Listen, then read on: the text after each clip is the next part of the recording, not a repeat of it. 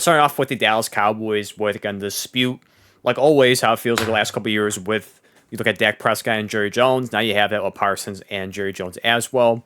Also, Jerry Jones put out there that he's never stepping down, it seems like, as GM, which is not surprising at all. But he did put that out there that he has no intention of stepping down as general manager, if that was any question.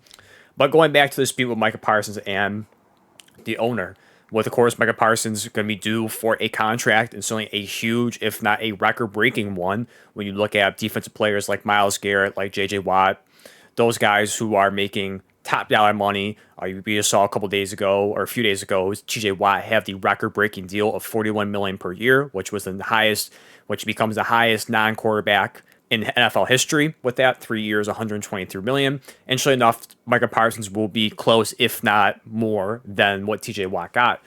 And like anything for Jerry Jones, in any situation, he makes things worse with this, going out there and criticizing, taking shots at Micah Parsons for no reason. No reason whatsoever. You look at from My Sports Update, when he posted, he goes on to say, Cowboys owner Jerry Jones randomly takes a shot at Micah Parsons, saying that even if he signs him, it doesn't mean they'll have him because he was hurt for 6 games last year. That was fact checked. He only missed 4 games. So you already have Jerry Jones lying, as usual, shocker, about the stats. And even if he wasn't lying, just the lack of awareness or lack of, even the effort to go into it and get the right information to if you want to take a shot at someone. So he didn't even put the effort in that. So it's already horrible enough. He also says that they made Dak Prescott the richest player in football, and he missed 2/3 of the season. And it's bound to happen. I mean, I hate to bring it to Jerry Jones. It really happens to any player. You can sign anyone to the smallest contract, the biggest contract. There is the risk of any player getting hurt.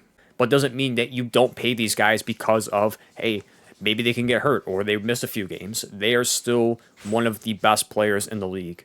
Micah Parsons is one of the best defensive players in the league right now. And you look at what he's done in his career at age 26, being drafted back at the 12th overall pick in 2021. He is a defensive rookie of the year. He's a 2-time first-team All-Pro. He's a 1-time second-team All-Pro, a 4-time Pro Bowler. He has made the Pro Bowl every single year since he's been in the league, from 2021, his rookie year, to this past year in 2024. He's had 250 tackles, 52 and a half sacks, 9 pass deflections, 9 forced fumbles, 1 touchdown. He has been one of the best defense players in the league, and an absolute steal when you look back at 12th overall. If you read the draft in 2021, he goes much higher. No question about that. And yet it's Jerry Jones trying to bash him. And again, this is similar to Dak Prescott, that he kept taking random shots at him, and we saw how it played out. He signed him right before the season started, when they got the contract done, but had to take all these unnecessary random shots of the player for no reason whatsoever.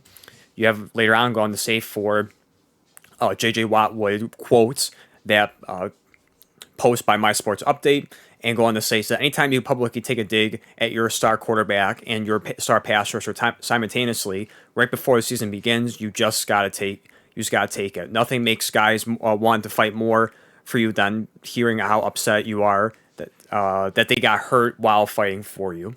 And Micah Parsons retweeted that, going on, of course, more just again adding more controversy to the Dallas Cowboys, if there isn't enough controversy as there is. And this, for Jerry Jones, is always the typical billionaire who thinks he knows everything. They thinks that he's doing everything right. He's the smartest guy in the room, and he holds on to those elusive Super Bowls that he's won long, long ago. That's what it is.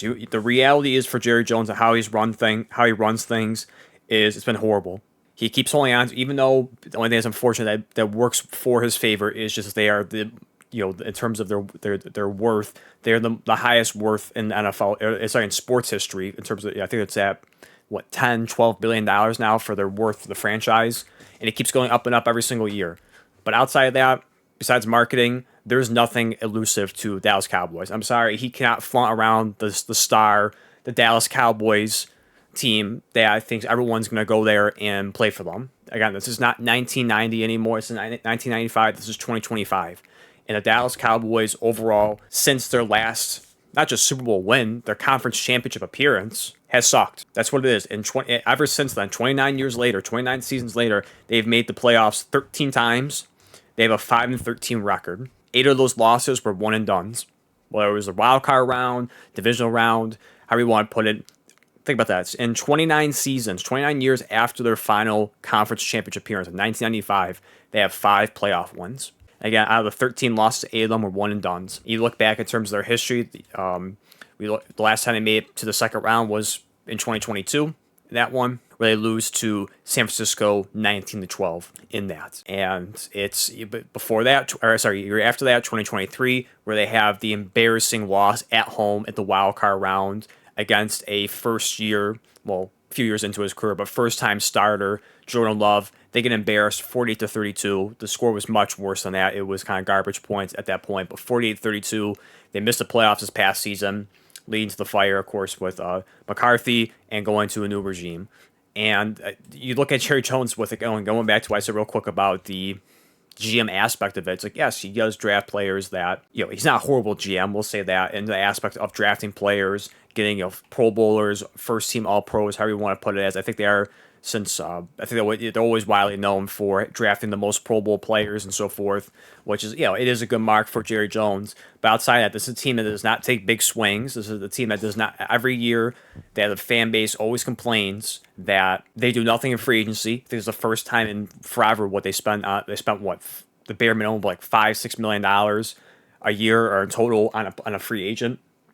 So if you look at that, and again, this is a guy who acts like he knows everything. He's the smartest guy in the room because he's a billionaire. So sure enough, he made money in one aspect of his life. Certainly enough, he knows what to do in football. And again, he holds on to that Super Bowls that were won 30 plus years ago. And it's not even really because of him. It was because of Jimmy Johnson. And of course, you had the next coach come in Barry Switzer, who takes over, wins the Super Bowl against the Steelers, of course. But that was still Jerry Jones' team that he built. And you've seen what it's been since then, since 1995. It's been horrible. It sucked for the Cowboys since then. And again, this is just another instance of Jerry Jones doing Jerry Jones things. That's all it is. And this is just, it's another debacle in this. Now, I never, eventually they will get this sign. I think this, again, what I said for Dak Prescott, this is going to be a situation where he's going to take his shots. He's going to do all these things unnecessarily. And he's going to just shut up and pay him. And then we're going to look back and go, well, what was the whole point of taking shots at your player for no reason? Saying like Dak Prescott, what was the point of, regardless if you think that Dak Prescott deserves the money or not, it's a simple fact that Dak Prescott has done nothing wrong. He's never taken shot, he's never been disrespectful. He's never been a distraction. He's never been a horrible player in controversy with suspensions and so forth.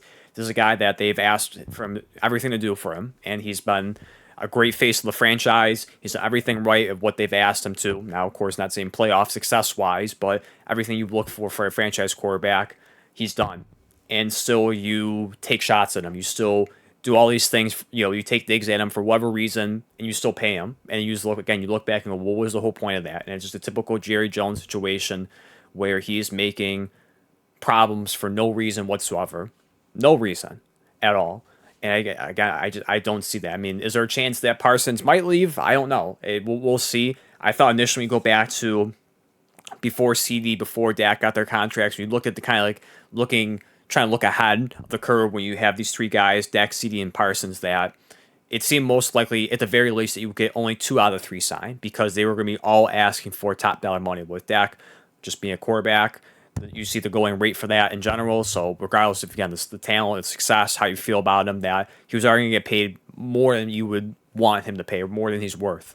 He was only get top dollar at his position. CeeDee Lamb has been one of the best receivers in the league, so he's already going to be getting top dollar for that, as well as Micah Parsons, who will inevitably, regardless if it's Dallas or somewhere else, will get top dollar money elsewhere, unless he takes a discount to go to a Super Bowl caliber team, where he decides to do if he's available, if or when he's available. But it looked like at the very least you were only assigned 2 out of 3 because of the money that's demanded. And so far we are at 2 out of 3. 2 of them have been signed with Dak Prescott, 4 years, 240 million, 60 million per year, which is still the highest in history per year.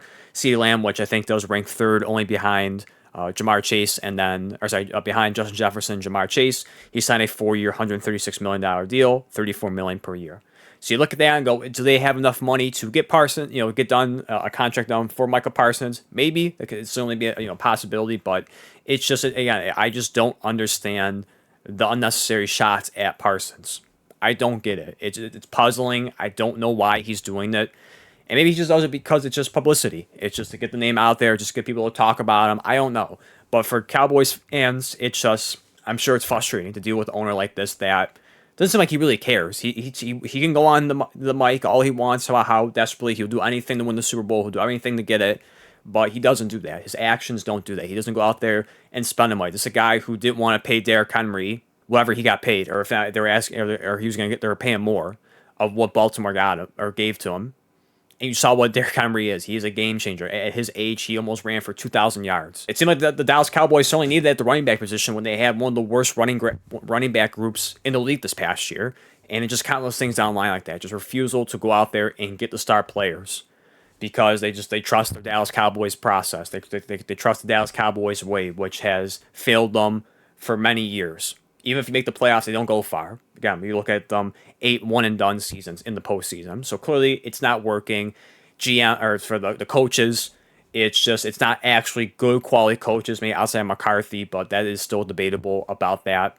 With you go back to the Packers, who's more to the credit for the championship, is it McCarthy, is Aaron Rodgers, how you want to put it as, but there's a guy who just gets puppets. He doesn't actually go out there and get quality coaches. For the most part, he just gets people who are yes men, and you see the process with that. And sure enough, you look at the Cowboys right now with Brian Schottenheimer, who was the offensive coordinator last year, becoming the coach this season.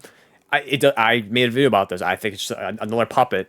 That's how I just look at it. I don't think we can take it as right now until he shocks the world and does great. He's just another puppet. It's nothing that I am blown away for. It's something that I have any expectations for him for him to succeed. It's just, again, another puppet in place, another yes man for Jerry Jones, because Jerry Jones needs to have a say. He wants so desperately to be that guy to show everyone, I'm the reason why the Cowboys win. I'm the reason why, all that. And that's all he cares about. He cares about himself, unfortunately. That's really comes down to this whole situation, even with the Micah Parsons. It's injecting himself in here for no reason. No reason whatsoever, but he just wants the spotlight on him. To me, he doesn't care. He could say he could say all he wants about how he wants to win another one, how he wants to do this and that for another Super Bowl.